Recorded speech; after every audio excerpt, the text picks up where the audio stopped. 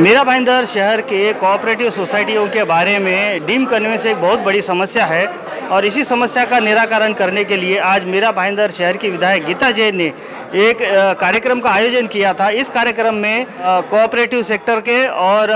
महानगर पालिका के सभी अधिकारी आज इस कार्यक्रम में मौजूद थे और उन्होंने उपस्थित सभी सोसाइटियों के पदाधिकारियों को संबोधित किया और उन्होंने आश्वासन दिया कि डीम कन्वेंस के बारे में जो भी समस्या होगी उसका निराकरण जल्द से जल्द किया जाएगा और हफ्ते में एक दिन सोसाइटी के पदाधिकारियों को वो समय देंगे और उनके समस्या का निराकरण करेंगे। तो इस संदर्भ में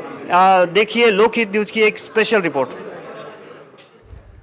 मुंबई से सटा मीरा भाईंदर शहर यह बहुत ही तेज़ी से बढ़ने वाला शहर है और इस शहर में लगभग 11,000 कोऑपरेटिव हाउसिंग सोसाइटियां हैं। इसमें से कई सोसाइटियां ऐसी हैं जो लगभग 20 से 25 साल या यूं कहें कि कुछ सोसाइटियां तो 30 से 35 साल पुरानी हैं। तो इन सोसाइटियों की जो बिल्डिंगें हैं वो बिल्डिंगें अभी काफ़ी पुरानी हो चुकी हैं, जर्जर हो चुकी हैं, कई बिल्डिंगें गिरने के कगार पर है। तो ऐसी बिल्डिंगों का पुनर्निर्माण यानी कि रीडेवलपमेंट एक बहुत बड़ी समस्या है, क्योंकि इन बिल्डिंगों का कन्वेंस नहीं हुआ है, यानी कि जिन ज़मीनों पर यह बिल्डिंगें खड़ी है वो ज़मीन उन कोऑपरेटिव सोसाइटियों के नाम पर नहीं है। तो इन्हीं कोऑपरेटिव हाउसिंग सोसाइटियों के डीम कन्वेंस के बारे में लोगों में जन जागृति करने के लिए महाराष्ट्र सरकार द्वारा 1 जनवरी से लेकर 15 जनवरी तक विशेष जन जागृति मुहिम का आयोजन किया गया है और इसी कार्यक्रम के तहत मीरा भाईंदर शहर की विधायिका गीता जैन ने भाईंदर पश्चिम के मैक्सस मॉल के बैंकेट हॉल में आज एक विशेष कार्यक्रम आयोजित किया था। इस कार्यक्रम में विशेष अतिथि के रूप में किरण सोनावने, जिला उपनिबंधक सहकारी संस्था ठाणे, नंदकिशोर देशमुख अपर तहसीलदार ठाणे, दिलीप ढोले अतिरिक्त आयुक्त मीरा भाईंदर महानगर पालिका और विनायक साखरे अध्यक्ष सहकार भारती मीरा भाईंदर शहर ये विशेष रूप से आमंत्रित थे और उन्होंने यहाँ पर उपस्थित सभी हाउसिंग सोसाइटियों के पदाधिकारियों को संबोधित किया।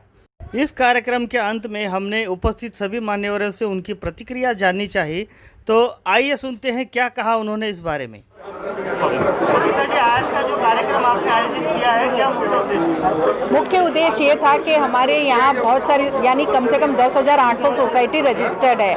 उसमें से 9,000 से ऊपर सोसाइटियों का अभी तक कन्वेंस नहीं हुआ है। भाईंदर में बहुत सारी ऐसी पुरानी बिल्डिंग है जो गिर गई है और उसमें रहने वाले लोग आज सालों से अपना घर नहीं पा सके हैं किसी न किसी कारणवश, और उसमें ये जागरूकता लाने के लिए अपनी ज़मीन अपने नाम करने के लिए यानी अपने रहने वाली जगह उस पर उनका अधिकार हो ताकि वो रीडेवलपमेंट के लिए तुरंत जा सके और अपना अच्छा घर नया घर पा सके। इस मुहिम के लिए और उसके लिए राज्य सरकार ने 1 से 15 तारीख तक स्पेशल डीम कन्वेंस के लिए मुहिम चलाई है। उस मुहिम के तहत ज़्यादा से ज़्यादा लोगों तक जागृति फैला के ये मुहिम आगे चला के सभी सोसाइटियों का कन्वेंस करना इस प्रोग्राम का मकसद है। मैडम जी, एक वीडियो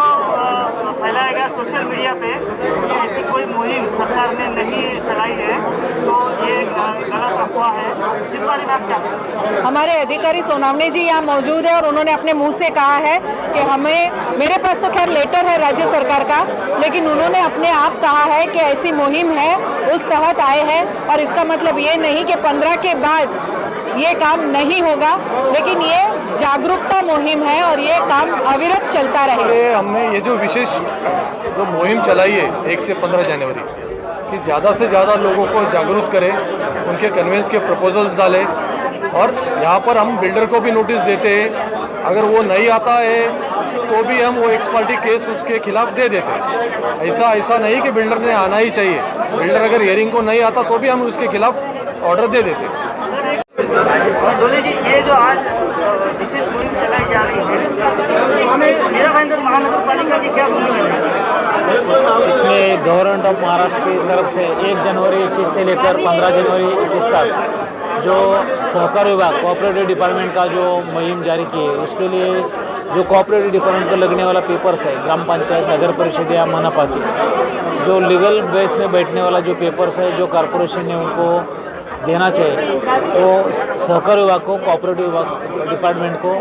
मनपा पूरा सहयोग देगी। तो इस तरीके से 1 जनवरी से लेके 15 जनवरी तक यह जन जागृति मुहिम चलने वाली है, जिसमें हाउसिंग सोसाइटियों के पदाधिकारियों को डीम कन्वेंस के बारे में जानकारी दी जाएगी। तो इसी तरह की देश दुनिया की और खबरों को देखने के लिए आप बने रहिए हमारे साथ और देखते रहिए लोकहित न्यूज़ चैनल, और हमारे चैनल को सब्सक्राइब करना भी ना भूलें। धन्यवाद।